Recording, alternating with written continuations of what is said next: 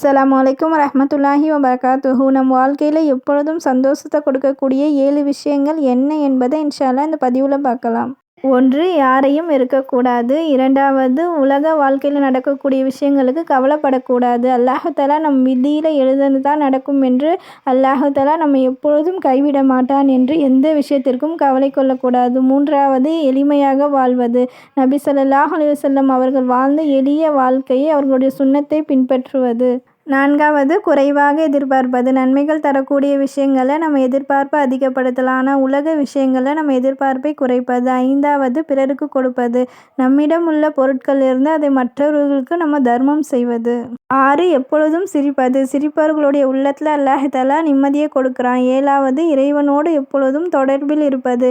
நம்ம 5 வேளை தொழுகைகளை தொழுது அல்லாஹு தஆலாவுடன் தொடர்பில் இருந்தாலே அல்லாஹு தஆலா நம் வாழ்க்கையில் கண்டிப்பாக சந்தோஷத்தை கொடுக்கக்கூடியவனாக இருக்கிறான் இன்ஷா அல்லாஹ்.